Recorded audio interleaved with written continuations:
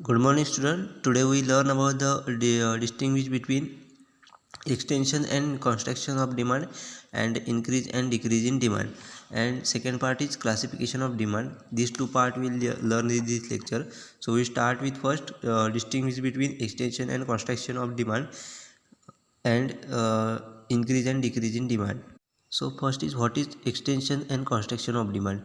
When the demand for the commodity change due to the change in the price, other factor remaining constant, it is called as extension and or contraction of demand.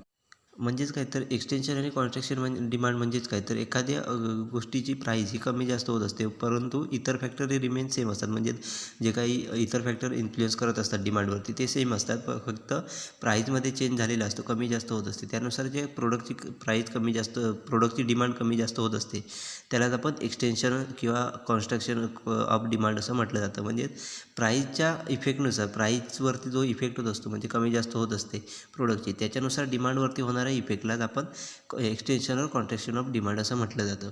So what is increase and decrease in demand. When the demand for the commodity change due to the change in the other factor other than price, it's called an increase and decrease in demand. म्हणजेच increase and decrease demand म्हणजेच काय तर एखाद्या वेळी प्रोडक्टची price ही same असते, परंतु जे काही इतर फॅक्टर असतात त्याच्यामुळे जेव्हा चेंज होत असतो आणि ते फॅक्टर चेंज झाल्यामुळे प्रोडक्टच्या प्राईजवरती, प्रोडक्टच्या डिमांडवरती चेंज होत असतो, चेंज होत असतो. म्हणजे इतर फॅक्टरमध्ये कमी जास्त झाल्यामुळे किंवा चेंज झाल्यामुळे त्या वस्तूची डिमांड ही कमी जास्त होत असते. त्यालाच आपण इन्क्रीज किंवा डिक्रीज ऑफ डिमांड असं म्हटलं जातं. म्हणजेच प्राईजवरती कोणताही इफेक्ट न होता, प्राईज सेम असताना, एखाद्या प्रोडक्टची प्राईज ही सेम असताना प्रोडक्टची मागणी ही कमी जास्त होत असते, त्यालाच आपण increase and decrease of demand असं म्हटलं जातं. When the demand for a commodity rise with the fall in price, other things remain the equal is known as the extension of demand. म्हणजेच एखादी वस्तूची डिमांड ही जेव्हा प्राईज फेल झाल्यामुळे, म्हणजे त्या वस्तूची प्राईज कमी झाल्यामुळे जेव्हा वस्तूची डिमांड ही वाढते, तेव्हाच आपण एक्सटेन्शन ऑफ डिमांड असं म्हटलं जातं. परंतु ह्या कंडिशनमध्ये आपल्याला इतर जे काही फॅक्टर्स असतात ते रिमेन सेम असले पाहिजेत, म्हणजे ते इक्वल असले पाहिजेत. म्हणजे व्यक्तीचं इन्कम असेल किंवा त्याची इन्कम असेल, टेस्ट प्रेफरन्स असेल, ह्या ज्या काही इतर गोष्टी डिमांडवरती इफेक्ट करत असतात, या जेव्हा रिमेन सेम असतात, परंतु फक्त प्राईस कमी झाल्यामुळे जेव्हा डिमांड ही वाढत जाते, प्रोडक्टची डिमांड ही वाढते, त्यालाच आपण एक्सटेन्शन ऑफ डिमांड असं म्हटलं जातं. In increase and decrease demand, second point is when the large quantities is purchase at the given price or the same quantity is purchase at the higher price due to the change in the factors other than price is called as increase in demand. म्हणजेच आपल्याला डिमांडवरती affect करणारे इतर घटक change झाल्यामुळे same प्राईजलाच आपण जास्त प्रमाणात एखादी गोष्ट डिमांड करत असतो किंवा एखाद्या वस्तूची मोठ्या प्रमाणात डिमांड होते, परंतु त्याच्यावरती प्राईजचा कोणता इफेक्ट नसतो. म्हणजे प्राईज ही सेम असते, परंतु इतर फॅक्टर चेंज झाल्यामुळे त्या वस्तूची डिमांड ही वाढवली जाते, किंवा इतर फॅक्टर चेंज झाल्यामुळे त्या गोष्टीची डिमांड ही सेम ठेवली जाते, परंतु त्याची प्राईस जरी वाढली तरी त्या गोष्टीची डिमांड ही तेवढीच ठेवली जाते, कारण इतर फॅक्टरमध्येही त्या प्रमाणात चेंज झालेला असतो.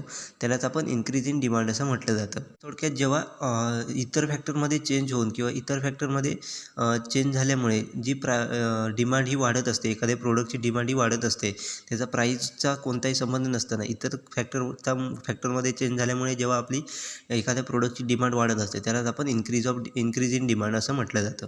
In extension and contraction of demand, third point is example. When the demand for milk increase with a fall in the price, other factor remain the same. म्हणजेच आपल्याला थर्ड पॉईंट दिला आहे ते म्हणजे एक्झाम्पल दिलं आहे. एक्झाम्पलमध्ये त्यांनी असं सांगितलं की जेव्हा दुधाची डिमांड ही प्राईस कमी झाल्यामुळे वाढलेली असते, म्हणजेच एखादा फॅक्टर जो आहे त्याच्यावर इतर फॅक्टर जे आहेत ते आपल्याला सेम दिसतात, परंतु फक्त प्राईस कमी झाल्यामुळे दुधाची प्राईस ही आपल्याला दुधाची डिमांड ही वाढलेली दिसते, त्यालाच आपण एक्सटेन्शन ऑफ डिमांड असं म्हटलं जातं. त्याचा इतर फॅक्टरचा कोणताही संबंध नसताना, सेम असताना, म्हणजे ते इतर फॅक्टर सेम असताना फक्त प्राईस कमी झाली म्हणूनच त्या दुधाची डिमांड ही वाढलेली आहे, त्यालाच आपण एक्सटेन्शन ऑफ डिमांड असं म्हटलं जातं.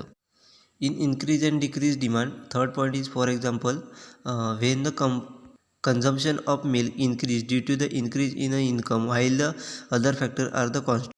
म्हणजेच आपल्याला इन्क्रीज अँड डिक्रीज डिमांडमध्ये फॉर एक्झाम्पल दिले ते म्हणजे जेव्हा दुधाचे कन्झम्पशन हे वाढलेलं असतं त्याच्यामागचं कारण असतं ते म्हणजे त्या व्यक्तीचं इन्कम वाढलेलं असतं, परंतु त्याचा प्राईजवरती कोणता इफेक्ट झालेला नसतो किंवा इतर जे काही फॅक्टर असतात त्याच्यावरती कोणता इफेक्ट झालेला नसतो, परंतु फक्त त्या व्यक्तीचं इन्कम वाढलं या कारणामुळे तो दुधाचं कन्झम्पशन हे वाढवत असतो, म्हणजे जास्तीत जास्त दुधाची डिमांड करत असते ती व्यक्ती, त्यालाच आपण इन्क्रीज इन डिमांड असं म्हटलं जातं.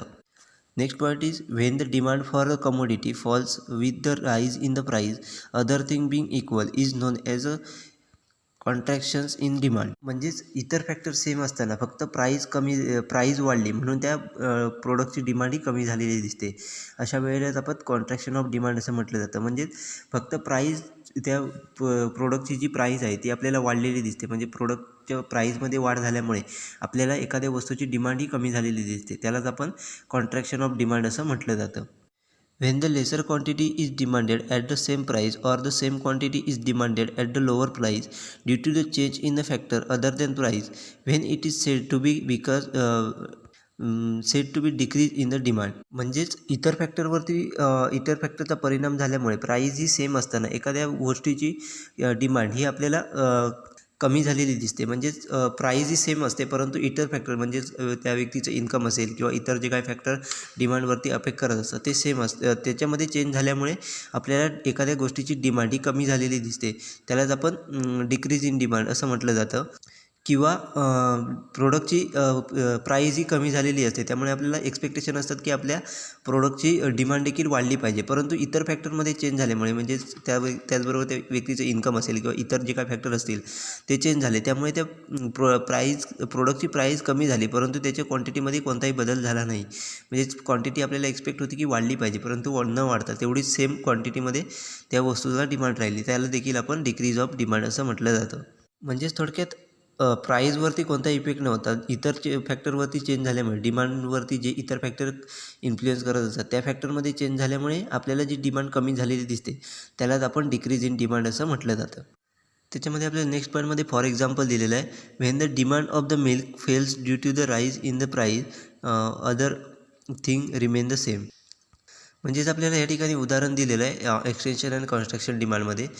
तर इतर फॅक्टर सेम असताना म्हणजे इतर जे काही डिमांडवरती फॅक्टर इन्फ्लुएन्स करत असतात ते सेम असताना फक्त दुधाची प्राईज वाढल्यामुळे आपल्याला जी दुधाची डिमांड ही कमी झालेली दिसते, फक्त प्राईज फॅक्टर वाढल्यामुळे म्हणजे त्या दुधाची प्राईज ही वाढल्यामुळे आपल्याला दुधाची डिमांड ही कमी झालेली दिसते, त्यालाच आपण कॉन्ट्रॅक्शन ऑफ डिमांड असं म्हटलं जातं. Increase and decrease in demand. For example, let us assume original price of is ₹20 and quantity demanded is 2 liter of the milk. When the price of the milk falls from 28 rupees to 10 per liter, demand per day remaining at the 2 liter, or when 1 liter is demanded at the same price of ₹2.20 per liter is implies decrease in demand. इथे आपल्याला decrease in demand for example दिलेलं आहे. समजा दुधाची price ही 20 litre आहे, त्यावेळी आपली demand ही 2 लिटरची होती, म्हणजे ज्यावेळी दुधाची प्राईज ही ₹20 होती त्यावेळी एक व्यक्ती त्या दुधासाठी 2 लिटरची डिमांड करत होता, म्हणजे 2 लिटर दूध तो खरेदी करत होता, परंतु हळूहळू त्याच्या आपल्याला प्राईस फॅक्टर हा चेंज झालेला दिसतो, म्हणजे प्राईस जर दुधाची 20वरून ₹10 आली परंतु तरी पण त्याची डिमांड ही तेवढीच राहिली, आपल्याला 2 लिटर ही डिमांड कायम राहिली. आपल्याला एक्सपेक्ट होतं की दुधाची प्राईज ही कमी झाल्यामुळे आपल्याला डिमांड ही वाढली पाहिजे एक्सपेक्टेशन असतं, परंतु तसं न होता इतर फॅक्टरमध्ये चेंज झाल्यामुळे डिमांड ही तेवढ्याच प्रमाणात आपल्याला दिसून आली, 2 लिटरच दिसून आली, ₹10 लिटर दुधामागे प्राईज होऊन देखील, म्हणजे प्राईज कमी झाली परंतु डिमांड आपल्याला तेवढ्याच प्रमाणात दिसून आली, त्यालाच आपण डिक्रीज इन डिमांड असं म्हटलं जातं. किंवा जर समजा ₹20 लिटर आपल्याला दूध मिळतं आहे, 2 लिटर डिमांड करतो एक व्यक्ती, परंतु इतर फॅक्टरमध्ये चेंज झाल्यामुळे ₹20 प्राईज असताना देखील त्या व्यक्तीने त्या डिमांडमध्ये आपल्याला 2 लिटर घेत होता त्या ठिकाणी 1 लिटर डिमांड केली, तर त्याला देखील आपण डिक्रीज इन डिमांड असं म्हटलं जातं. म्हणजेच थोडक्यात इतर फॅक्टरवरती परिणाम झाल्यामुळे दुधाच्या ज्या डिमांड होती त्याच्यामध्ये कमी झाली, दुधाची डिमांड आहे ती आपल्याला कमी झालेली दिसली, त्यालाच आपण डिक्रीज इन डिमांड असं म्हटलं जातं. Extension and contraction can be shown on the same demand curve. म्हणजेच एखाद्या गोष्टीचं एक्सटेन्शन किंवा कॉन्ट्रॅक्शन असेल ते आपण एकाच डिमांड कर्ववरती शो करू शकतो, कारण त्यामध्ये आपल्याला जो डिमांड कर ड्रॉ केला जातो त्याच पद्धतीने आपल्याला एक्सटेन्शन आणि कॉन्ट्रॅक्शनचा डिमांड कर आपल्याला दिसून येतो. म्हणजेच प्राईस कमी झाल्यामुळे डिमांड वाढली, प्राईस कमी झाल्यामुळे डिमांड वाढली, प्राईस वाढल्यामुळे डिमांड कमी झाली, अशा पद्धतीचा आपल्याला तो कर ड्रॉ करायचा असतो. म्हणजेच त्या आपल्याला एकाच करवरती हे एक्सटेन्शन अँड कॉन्ट्रॅक्शन आपण दाखवू शकतो. In increase and decrease demand here new demand कर हॅज टू बी शोन. म्हणजेच आपल्याला increase and decrease of demand हे जर शो करायचं असेल तर आपल्याला सेपरेट डिमांड कर हे ड्रॉ करावे लागतात. म्हणजेच इन्क्रीज झालेल्यासाठी वेगळा, डिक्रीज झालेल्यासाठी वेगळा, अशा पद्धतीने आपल्याला सेपरेट डिमांड कर हे ड्रॉ करावे लागतात. त्याच्या माध्यमातून आपण इन्क्रीज अँड डिक्रीज डिमांड आपण आयडेंटिफाय करू शकतो ग्राफच्या माध्यमातून.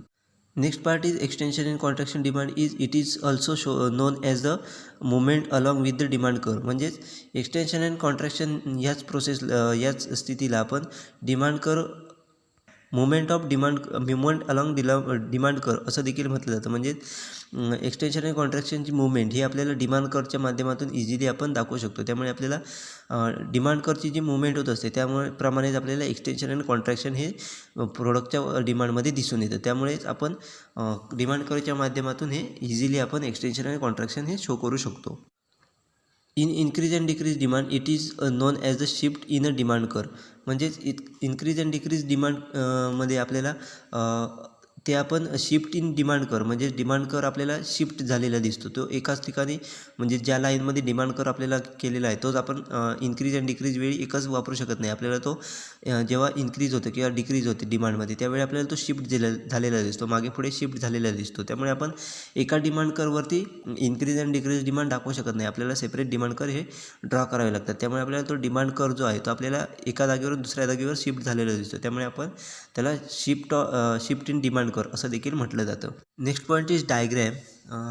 Here the diagram shown in point number 8 in extension and contraction of demand. In this diagram, when the price falls from OP to OP1, the demand extend from OQ to OQ1. This is known as extension in demand. म्हणजेच या ठिकाणी आपल्याला diagram दिलेला आहे, त्यामध्ये बघा आपल्याला price ही आपल्याला कमी झालेली दिसते. म्हणजे OP पासून आपल्याला OP1पर्यंत प्राईज ही आपल्याला कमी झालेली दिसते. वाय ॲक्सिसवरती आपल्याला प्राईज दिलेली आहे, त्यामध्ये आपल्याला P पासून P1पर्यंत ही आपल्याला प्राईस कमी झालेली दिसते. जेव्हा प्राईस कमी झाली त्याचबरोबर आपल्याला इकडे डिमांड ही वाढलेली दिसते. म्हणजेच OQ पासून OQ1पर्यंत आपल्याला डिमांड ही वाढलेली दिसते. म्हणजेच इथे जेव्हा प्राईस फॅक्टर कमी झाला तेव्हा आपल्याला डिमांड देखील वाढलेली दिसते. त्यालाच आपण एक्सटेन्शन ऑफ डिमांड असं म्हटलं जातं. ह्या ग्राफच्या माध्यमातून आपण या पद्धतीने आपण एक्सटेन्शन अँड कॉन्ट्रॅक्शन डिमांड कशी शो करू शकतो, तर आपण उलटं बघूया. जेव्हा प्राईस ही P1 पासून Pपर्यंत गेली, म्हणजे प्राईस ही वाढली, तेव्हाच आपल्याला Q1 पासून Qपर्यंत डिमांड ही कमी झालेली दिसते. म्हणजे कॉन्ट्रॅक्शन ऑफ डिमांड आपल्याला तिथे दिसून आली. म्हणजे डिमांड ही आपल्याला कमी झालेली दिसून येते, कॉन्ट्रॅक्ट झालेली दिसून येते. त्यालाच आपण कॉन्ट्रॅक्शन ऑफ डिमांड असं म्हटलं जातं. अशा पद्धतीने आपण एक्सटेन्शन अँड कॉन्ट्रॅक्शन डिमांड हे आपण शो करू शकतो ग्राफच्या माध्यमातून. In increase and decrease demand there is a diagram was shown in point number 8. Here the price remain the same. DD increase from the OQ to OQ1. This is known as the increase in demand. This is implies that this same price more in the demand. आपल्याला increase and decrease डिमांडमध्ये देखील graph दिलेला आहे. त्यामध्ये बघा आपल्याला price ही constant दिसते. P म्हणजे आपल्याला वाय ॲक्सिसवरती दिलेली प्राईज ही आपल्याला कॉन्स्टंट दिसते, म्हणजे सेम दिसते. परंतु आपल्याला डिमांड क्वांटिटीमध्ये आपल्याला वाढ झालेली दिसून येते. म्हणजे Q पासून Q1पर्यंत आपल्याला डिमांड ही वाढलेली दिसते. त्यालाच आपण इन्क्रीज ऑफ डिमांड असं म्हटलं जातं. म्हणजेच आपल्याला प्राईस सेम असताना आपल्याला इतर फॅक्टरमध्ये जे काही चेंज झाले त्याच्यामुळे आपल्याला प्रोडक्टच्या डिमांडमध्ये आपल्याला चेंज झालेली दिसते. म्हणजे प्रोडक्ट Q पासून Q1पर्यंत वाढलेली दिसते.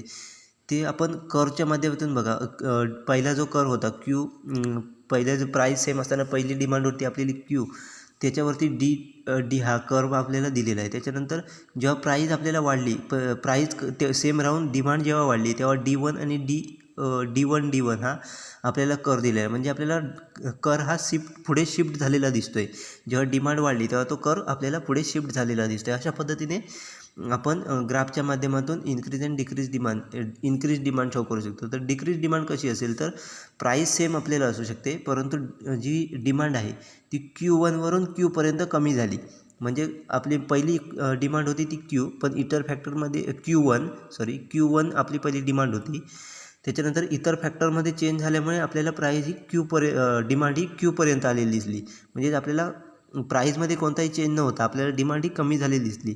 त्यामुळे आपला डिमांड कर्व हा मागच्या साईडला शिफ्ट झालेला दिसतो. अशा पद्धतीने आपण इन्क्रीज अँड डिक्रीज डिमांड ही ग्राफच्या माध्यमातून शो करू शकतो. अशा पद्धतीचा डिफरन्स आपल्याला extension and contraction demand and increase and decrease demand यामध्ये आपल्याला डिफरन्स दिलेला आहे.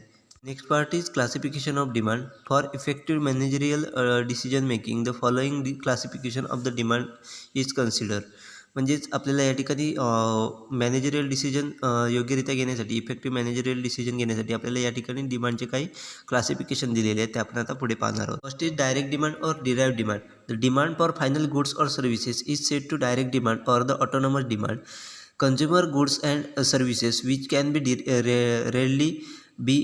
readily used belong with the direct demand. This demand depend upon the income of consumer, price of product and price of related goods, etc.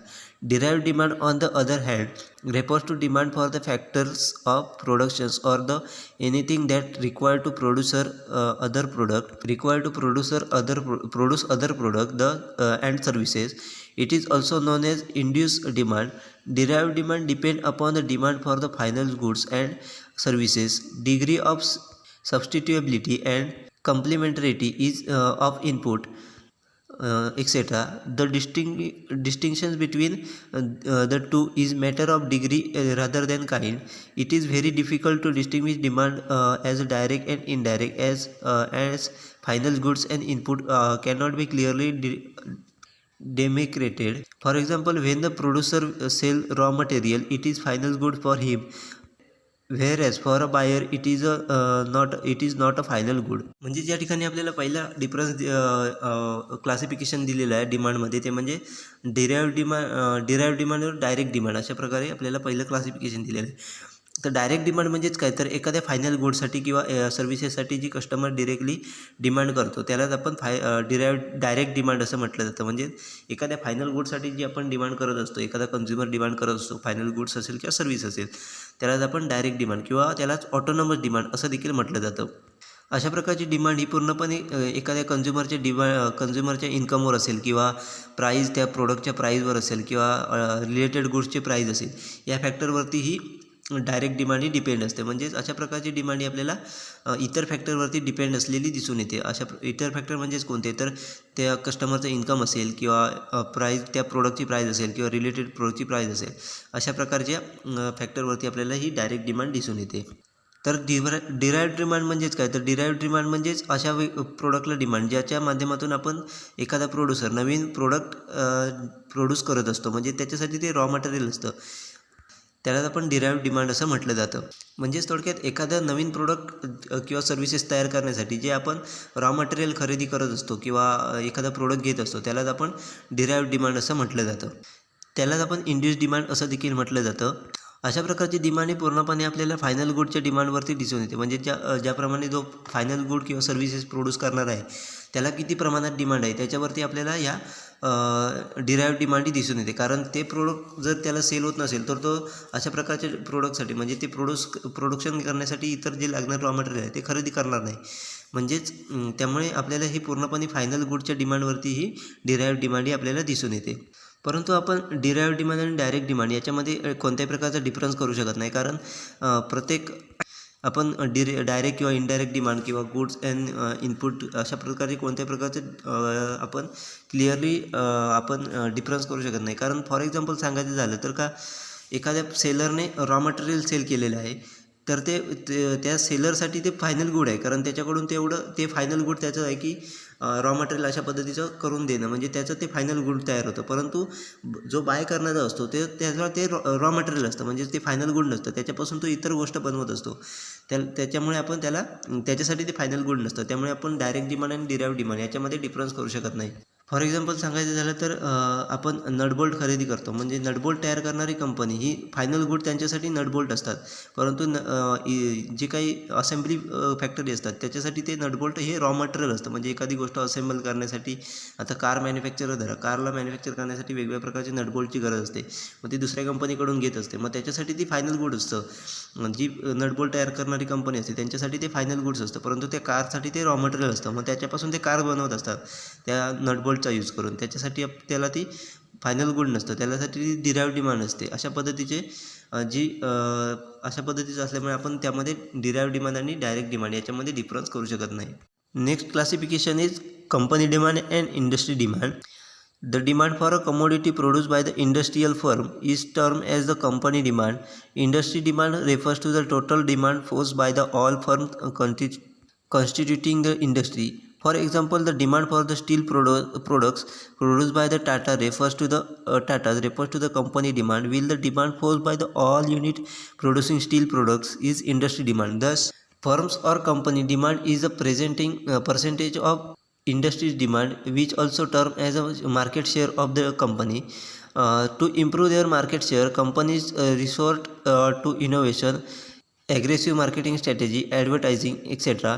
In the case of company demand, there are many substitutes for the products. Will it may not be so in the case of industry's product.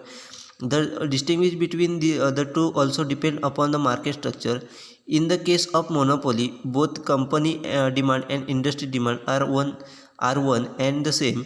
In other market structure like a perfect competition and monopolistic competition, distinguish between those exist very much. आपल्याला या ठिकाणी second classification दिले ते म्हणजे company demand आणि industry demand. Company demand म्हणजेच काय, तर एखाद्या स्पेसिफिक कंपनी किंवा इंडस्ट्रियल फर्मकडून जे डिमांड केली जाते त्यालाच आपण कंपनी डिमांड असं म्हटलं जातं. म्हणजे एखाद्या फर्मकडून किंवा मॅन्युफॅक्चरिंग कंपनी आहे त्या एका कंपनीकडून जे काही एखाद्या प्रोडक्टसाठी डिमांड केली जाते त्यालाच आपण कंपनी डिमांड असं म्हटलं जातं. परंतु इंडस्ट्रियल डिमांड म्हणजेच काय, तर त्या वस्तू प्रोड्यूस करणारी पूर्ण जी काही इंडस्ट्री आहे त्या पूर्ण इंडस्ट्रीकडून जी काही डिमांड केली जाते एखाद्या प्रोडक्टसाठी, रॉ मटेरियलसाठी असेल किंवा इतर ज्या काही प्रोडक्ट असतील त्यांना लागणारे असतील त्या प्रोडक्टसाठी पूर्ण इंडस्ट्रीकडून जी डिमांड केली जाते त्यालाच आपण इंडस्ट्रियल डिमांड असं म्हटलं जातं. फॉर एक्झाम्पल सांगायचं झालं तर डिमांड फॉर स्टील प्रोडक्टसाठी टाटा कंपनीने डिमांड केली, म्हणजेच त्याला त्या टाटा कंपनीला वेगवेगळ्या प्रकारचं प्रोडक्शन करण्यासाठी स्टीलच्या प्रोडक्टसाठी त्यांनी डिमांड केली, तर ती कंपनी डिमांड झाली. परंतु पूर्ण ओव्हरऑल पूर्ण मार्केटमधील सगळ्या कंपनींनी जर स्टीलच्या प्रोडक्टसाठी डिमांड केली, म्हणजेच त्या इंडस्ट्रीने पूर्ण स्टील प्रोडक्टसाठी डिमांड केली, म्हणजे पूर्ण जे काही मार्केटमध्ये ज्या काही कंपनी आहेत त्यांनी सगळ्यांनी जर त्यांना लागणारे रॉ मटेरियल हे स्टील असेल आणि त्यांनी जर सगळ्यांनी जर स्टीलसाठी डिमांड केली तर त्याला आपण पूर्णपणे इंडस्ट्रियल डिमांड असं म्हटलं जातं. तर फर्म आणि कंपनी डिमांड ही काही प्रमाणात इंडस्ट्री डिमांडचा पर्सेंटेज असते, म्हणजे इंडस्ट्रियल डिमांड असते त्याला काही पर्सेंटेज म्हणजेच कंपनी किंवा फर्म डिमांड असं आयडेंटिफाय करू शकतो. म्हणजेच कारण आपण जी पूर्ण इंडस्ट्रियल डिमांड असते त्याच्यातमध्ये आपल्याला कंपनीची डिमांड ही देखील इन्क्लूड केली असते, म्हणजेच वेगवेगळ्या कंपनीची डिमांड एकत्र करून आपण पूर्ण इंडस्ट्री तयार होत असते. त्यामुळे इंडस्ट्रियल डिमांडमध्ये कंपनीची डिमांडचा काही पर्सेंटेज हा इन्व्हॉल्व असतो. अशा प्रकारच्या कंपनीच्या डिमांडला आपण कंपनीचा मार्केट शेअर देखील असं देखील म्हटलं जातं. तर मार्केट शेअर इम्प्रूव्ह करण्यासाठी वेगवेगळ्या कंपनी इनोव्हेशन करत असतात. तर ॲग्रेसिव्ह मार्केटिंग स्ट्रॅटेजी असेल किंवा ॲडव्हर्टायझिंग असेल, अशा प्रकारचे वेगवेगळे फॅक्टर यूज करून कंपनी आपला मार्केट शेअर कसा वाढवता येईल याच्याकडे लक्ष देत असतात. त्याचबरोबर आपल्याला ह्या दोन्ही डिमांडमध्ये म्हणजेच कंपनी डिमांड आणि इंडस्ट्री डिमांडमध्ये आपल्याला प्रत्येक मार्केट स्ट्रक्चरनुसार आपल्याला डिफरन्स करता येऊ शकतो. म्हणजे हा डिफरन्स हा प्रत्येक मार्केट स्ट्रक्चरनुसार डिपेंड असतो. जर इन केस मोनोपोली स्ट्रक्चरमध्ये जर आपण बघितलं, मोनोपोली मार्केट स्ट्रक्चरमध्ये, तर कंपनी डिमांड आणि इंडस्ट्री डिमांड ही एक सेमच असते किंवा एकच असते. म्हणजे कारण मोनोपोलिस्टिक मार्केटमध्ये सेलर हा एकच असतो, म्हणजे पूर्ण मार्केट तिथे मार्केटमध्ये किंवा त्या पूर्ण एरियामध्ये एकच सेलर असल्यामुळे तिथे पूर्ण इंडस्ट्री म्हणजे तो एकच मॅन्युफॅक्चरर होत असतो. त्यामुळे त्यासाठी तिथे असणारी कंपनी डिमांड किंवा इंडस्ट्री डिमांड ही सेम असते. परंतु अदर स्ट्रक्चरमध्ये असेल, त्याच्यामध्ये परफेक्ट कॉम्पिटिशन असेल किंवा मोनोपोलिस्टिक कॉम्पिटिशन असेल, तिथे मोठ्या प्रमाणात मॅन्युफॅक्चर हे वेगवेगळे मॅन्युफॅक्चर तिथे अवेलेबल असतात. त्यामुळे इंडस्ट्रीमध्ये अशा ते सर्व मॅन्युफॅक्चर इन्व्हॉल्व होत असतात. त्यामुळे तिथे आपण कंपनी डिमांड आणि इंडस्ट्री डिमांड ही आपल्याला वेगवेगळी आढळून येते. अशा पद्धतीने आपण डिफरन्स करताना मार्केट स्ट्रक्चरनुसार आपण डिफरन्स करू शकतो. Next classification is demand for durable goods and demand for non-durable goods. Durable goods are those goods which can be used over the long period of time. They are used to meet current demand and future demand. Example of durable customer goods are furniture, automobile, washing machine, etc. And example of durable producer goods are machine and equipment, etc. Demand for durable goods may be replacement demand or new demand. If the demand for a goods is maintaining the capital asset is called a replacement demand. When the goods is demanded as an addition to the stock taken is known as a new demand. Non-durable goods are single-use goods. They are perishable in the nature and therefore single-use goods. Example are milk, fruit, vegetable, etc. They are mainly used to meet current demand. या ठिकाणी आपल्याला next classification दिलेलं आहे ते म्हणजे durable goods, demand for durable goods and demand for non durable goods. Durable goods म्हणजेच काय, तर आपण लॉंग पिरियडसाठी जी गुड्स आपण यूज करत असतो त्यालाच आपण ड्युरेबल गुड्स, म्हणजेच आपण वर्षानुवर्ष म्हणा किंवा महिनोमहिने किंवा वर्षानुवर्षे म्हणजे जास्त काळासाठी, थोडक्यात जास्त काळासाठी जे आपण एखादं गुड्स यूज करत असतो त्यालाच आपण ड्युरेबल गुड्स असं म्हटलं जातं. For example durable goods, customer durable goods म्हणजेच कोणते, तर फर्निचर असेल, ऑटोमोबाईल असेल किंवा वॉशिंग मशीन असेल, अशी ही कस्टमर ड्युरेबल गुड्स म्हणून यूज केली जातात. तर प्रोड्युसर ड्युरेबल गुड्स कुठले, तर मशिनरी असेल किंवा इक्विपमेंट असतील, अशा प्रकारचे जे काही गुड्स असतात त्याला आपण ड्युरेबल प्रोड्युसर गुड्स असं म्हटलं जातं.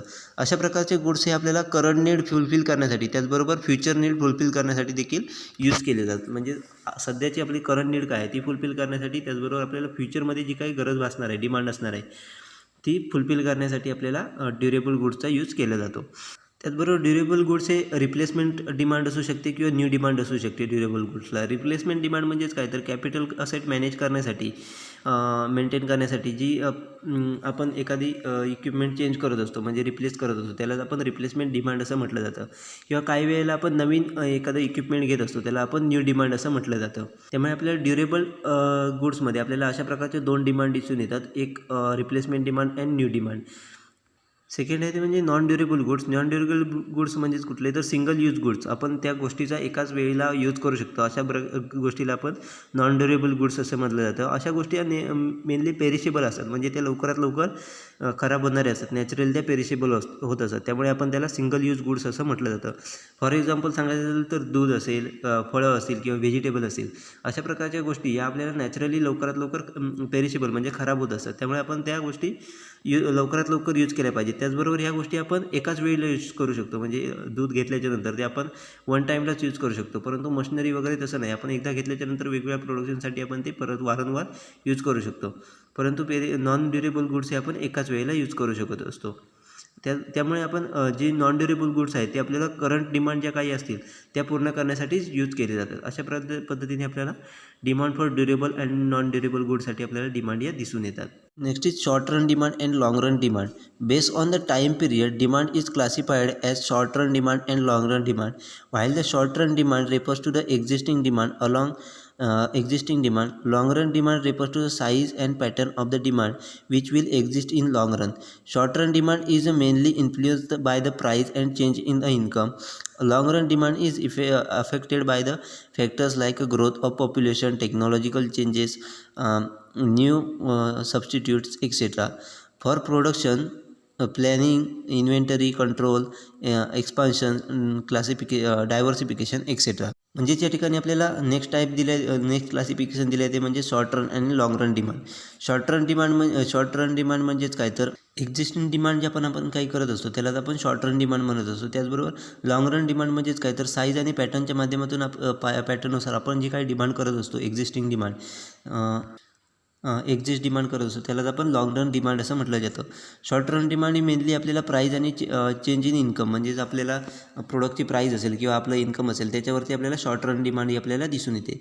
त्याचबरोबर लॉंग रन डिमांड ही आपल्याला वेगवेगळ्या फॅक्टरवरती आपल्याला दिसून येते. त्यामध्ये पॉप्युलेशन ग्रोथ असेल, टेक्नॉलॉजिकल चेंज असेल किंवा न्यू सबस्टिट्यूट असतील, याच्यानुसार आपल्याला ही लॉंग रन डिमांड ही आपल्याला चेंज झालेली दिसून येते. तर प्रोडक्शन सिस्टममध्ये आपण जर बघितलं तर प्लॅनिंग असेल, इन्व्हेंटरी कंट्रोल असेल, एक्सपान्शन असेल, डायव्हर्सिफिकेशन असेल, अशा प्रकारच्या फॅक्टरमुळे आपल्याला लाँग रन डिमांड ही दिसून येते. म्हणजेच थोडक्यात काय तर शॉर्ट पिरियडसाठी केलेली जी डिमांड असते त्याला आपण शॉर्ट रन डिमांड असं म्हटलं जातं. म्हणजे शॉर्ट काळासाठी आपल्याला ठराविक काळासाठी जी आपल्याला डिमांड ही चाललेली दिसून येते. परंतु लाँग रन डिमांड ही आपल्याला लाँग टाईम आपल्याला चाललेली दिसून येते. म्हणजेच आपल्याला ते प्रोडक्ट लाँग टाईम आपल्याला आपण खरेदी करत असतो. अशा प्रकारचं क्लासिफिकेशन आपल्याला चौथं दिलं आहे. Short run demand and time हे लाँग रन डिमांड हे आपल्याला टाईम पिरियडवरती आपल्याला हे क्लासिफिकेशन केलेलं दिसून येतं. Next classification is total market demand and market segment demand. The total market demand for commodity for all the sectors or the sources is called as total market demand. When these markets subdivided in terms of market segment, for example, when a total demand is divided into domestic and international market, it is known as market segment. Market demand can also be segmented on the basis of income, age, literacy rate, etc. Market segmentation helps to business firm for formulating their price, sales and profits policies. या ठिकाणी आपल्याला second type classification दिलेलं आहे. Next classification ते म्हणजे total market demand and market segment demand. Total market demand म्हणजेच काय तर मार्केटमधील पूर्ण ऑल सेक्टरकडून जी काही डिमांड आलेली असते किंवा मार्केटमधील सगळ्या सोर्सकडून जी काही डिमांड आलेली असते पूर्ण म्हणजेच थोडक्यात पूर्ण मार्केटकडून जी काही डिमांड आलेली असते त्यालाच आपण मार्केट डिमांड असं म्हणतो. तर मार्केट सेगमेंट डिमांड म्हणजेच काय तर प्रत्येक आपण मार्केटचं जे काही सब डिव्हिजन करत असतो म्हणजे वेगवेगळे डिव्हिजन्स आपण मार्केटच्या करत असतो त्याच्याकडून येणारे डिमांड त्याला आपण मार्केट सेगमेंट डिमांड असं म्हटलं जातं. फॉर एक्झाम्पल सांगायचं झालं तर total market demand is divided in domestic and international market. म्हणजे आपण पूर्ण मार्केटची डिमांड जी आलेली असते डोमेस्टिक आणि इंटरनॅशनल मार्केटकडून दोन्हीकडून आलेली जी डिमांड असते त्याला आपण market demand total market demand असं म्हटलं जातं. परंतु ती डिमांड आपण जेव्हा क्लासिफाय करतो की डोमेस्टिक मार्केटकडून किती आले, इंटरनॅशनल मार्केटकडून किती डिमांड आली, ती आपण क्लासिफाय करत असतो त्यालाच आपण मार्केट सेगमेंट डिमांड असं म्हटलं जातं. त्याचबरोबर मार्केट डिमांड आपण टोटल मार्केट डिमांड ही वेगवेगळ्या ग्रुपनुसार देखील सेगमेंट करू शकतो. म्हणजेच इन्कम ग्रुप असेल किंवा एज असेल, एज ग्रुप किंवा लिटरसी रेट अशा प्रकारचे वेगवेगळे सेगमेंट करून देखील आपण मार्केट सेगमेंट डिमांड ही आपण आयडेंटिफाय करू शकतो.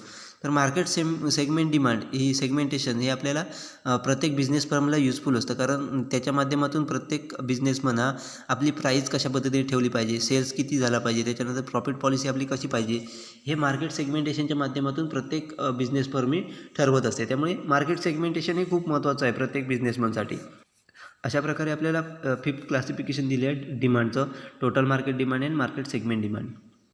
Next classification is individual demand and market demand. The demand for the goods from an individual customer is known as individual demand. Market demand refers to the summation of demand of all the customers for the product. हेच आपल्याला next classification दिलं आहे ते म्हणजे individual demand and market demand. Individual demand म्हणजेच काय तर एका इंडिव्हिज्युअल व्यक्तीकडून एक प्रोडक्टसाठी केलेली डिमांड म्हणजे वेगवेगळ्या प्रोडक्टसाठी एखाद्या इंडिव्हिज्युअल व्यक्तीकडून केलेली जी डिमांड असते त्यालाच आपण इंडिव्हिज्युअल डिमांड असं म्हटलं जातं. परंतु मार्केट डिमांड म्हणजेच काय तर पूर्ण मार्केटकडून जी काय म्हणजेच मार्केटमधील जे काय आपल्याला कंझ्युमर मार्केटमध्ये आहेत त्या सगळ्यांची जी आपण सगळ्यांची इंडिव्हिज्युअल डिमांड जेव्हा समेशन करतो तेव्हा आपल्याला मार्केट डिमांड ही आयडेंटिफाय केली जाते. म्हणजे थोडक्यात मार्केट डिमांड म्हणजेच काय तर पूर्ण मार्केटमधून किंवा मार्केटमध्ये सगळ्या कस्टमरकडून जी काही आपल्याला आपल्या प्रोडक्टसाठी जी काही डिमांड आलेली असते त्यालाच आपण मार्केट डिमांड असं म्हटलं जातं. आणि इंडिव्हिज्युअल डिमांड म्हणजे एका स्पेसिफिक किंवा इंडिव्हिज्युअल व्यक्तीकडून जी काही आपल्या प्रोडक्टसाठी डिमांड आलेली असते त्यालाच आपण इंडिव्हिज्युअल डिमांड असं म्हटलं जातं. मार्केट डिमांड ही आपण इंडिव्हिज्युअल डिमांड म्हणजे इंडिव्हिज्युअल व्यक्तीची डिमांडचं समेशन करून देखील आपण टोटल मार्केट डिमांड किंवा मार्केट डिमांड जी आहे ती आपण आयडेंटिफाय करू शकतो. Next classification is joint demand and composite demand. When the 2 or more goods are demanded at the same time to satisfy the particular want is called joint demand. For example, car and petrol, bread and butter, etc. Composite demand refers to the demand for those goods or services which can be used for more than one purpose. For instance, water can be used for cooking, washing, drinking, etc. Similarly, electricity can be used for the multiple uses. If there is a change in the demand for one use, then demand for other use will be affected. म्हणजेच next आपल्याला दिलं आहे ते म्हणजे joint demand and composite demand. Joint demand म्हणजेच काय, तर दोन प्रोडक्टची डिमांड केली जाते. एखादी गरज, पर्टिक्युलर गरज ही आपल्याला पूर्ण करण्यासाठी आपण दोन प्रोडक्टची डिमांड ही करत असतो, त्यालाच आपण जॉईंट डिमांड म्हणत असतो. म्हणजेच कार अँड पेट्रोल असेल, म्हणजेच कारला डिमांड करतो त्याचवेळी आपण पेट्रोलला देखील डिमांड करत असतो. कारण आपल्याला कार चालवायची असेल किंवा आपल्याला ट्रॅव्हलिंग करायचं असेल तर कारची गरज असते, त्याचबरोबर आपल्याला कार ड्राईव्ह करण्यासाठी पेट्रोलची गरज असते. त्यामुळे कार अँड पेट्रोलची जॉईंट डिमांड होत असते. त्याचबरोबर ब्रेड अँड बटर, ब्रेड बरोबर बटर खाण्यासाठी आपल्याला ब्रेड बटरची जॉईंट डिमांड आपल्याला दिसून येते. अशा पद्धतीची एकच गरज पूर्ण करण्यासाठी दोन गोष्टींची डिमांड केली जाते, त्यालाच आपण जॉईंट डिमांड असं म्हटलं जातं. तर कंपोजिट डिमांड म्हणजे अशा गुड्ससाठी गुड्स किंवा सर्व्हिसेससाठी डिमांड ज्याचा यूज आपण वेगवेगळ्या पर्पजसाठी केला जातो. म्हणजेच एकच गुड्स किंवा सर्व्हिसेस असेल त्याचा आपण एकापेक्षा जास्त गरज पूर्ण करण्यासाठी आपण यूज करत असतो. म्हणजे एकापेक्षा जास्त कामासाठी त्या गुड्स किंवा सर्व्हिसेसचा यूज करत असतो. फॉर एक्झाम्पल सांगायचं झालं तर पाण्याचा वापर आपण कुकिंगसाठी करत असतो, वॉशिंगसाठी करत असतो, त्याचबरोबर ड्रिंकिंगसाठी करत असतो. परंतु आपल्याला गुड्स हे एकच आहे, म्हणजे त्या ठिकाणी आपल्याला वस्तू ही म्हणजे पाणी हे एकच आहे, परंतु त्याचा यूज आपण वेगळ्या पद्धतीने करत असतो. पिण्यासाठी असेल, कपडे वगैरे धुण्यासाठी असेल किंवा कुकिंगसाठी, जेवणासाठी असेल, अशा पद्धतीने आपण वेगळ्या पद्धतीने त्याचा वापर करत असतो. त्याच्यानंतर इलेक्ट्रिसिटी असेल, इलेक्ट्रिसिटीचं देखील सिमिलर आहे, त्याचा देखील वेगळ्या पर्पजसाठी आपण यूज करत असतो. मशनरीसाठी असेल, घरातले फॅनसाठी असेल, ट्यूबसाठी असेल, मोबाईल चार्जर असेल, अशा पद्धतीने इलेक्ट्रिसिटी आपण वेगळ्या पद्धतीने यूज करत असतो. आपल्याला यामध्ये दिसून येतं की कंपोजिट डिमांडमध्ये अशा पद्धतीने दिसून येतं की एखाद्या वन प्रोडक्टची जर डिमांड आपण चेंज झाली तर त्याचा इफेक्ट आपल्याला दुसऱ्या प्रोडक्टवरती दिसून येतं. म्हणजे जॉईंट प्रोडक्टमध्येही सेम आहे आणि कंपोजिट डिमांडमध्ये सेम आहे. एका ठिकाणी आपल्याला जर त्याचा चेंज झालेला दिसला, एका डिमांडवरती त्याचा इफेक्ट झालेला दिसला, बदल झालेला दिसला, तर त्याचा इतर प्रोडक्टच्या डिमांडवरती देखील इफेक्ट होत असतो. म्हणजेच जॉईंट डिमांडमध्ये बघितलं तर आपण कार आणि पेट्रोल, जर कारच्या डिमांडमध्ये कमी झाली तर आपोआप पेट्रोलच्या डिमांडमध्ये देखील कमी होताना आपल्याला दिसून येते. कारण आणि उलट होतं, म्हणजे डिमांड जर कारची डिमांड वाढली तर आपल्याला पेट्रोलची डिमांड देखील वाढताना दिसून येते. त्याचबरोबर कंपोजिट डिमांडमध्ये देखील आपण एकासाठी इलेक्ट्रिसिटी यूज केली नाही तर आपण दुसऱ्या कामासाठी ती इलेक्ट्रिसिटी यूज करत असतो. म्हणजे त्याचा इफेक्ट आपल्याला दुसऱ्या कामावरती दिसून येते. अशा प्रकारे आपल्याला नेक्स्ट क्लासिफिकेशन दिलं आहे ते म्हणजे joint demand and composite demand. अशा पद्धतीने आपल्याला वेगवेगळ्या प्रकारचे क्लासिफिकेशन दिलेले आहेत डिमांडचे. ते आपल्याला मार्केट ॲनालिसिससाठी किंवा मार्केटमध्ये आपल्याला मॅनेजरियल डिसिजन घेण्यासाठी, इफेक्टिव्ह मॅनेजरियल डिसिजन घेण्यासाठी आपल्याला युजफुल होत असतात.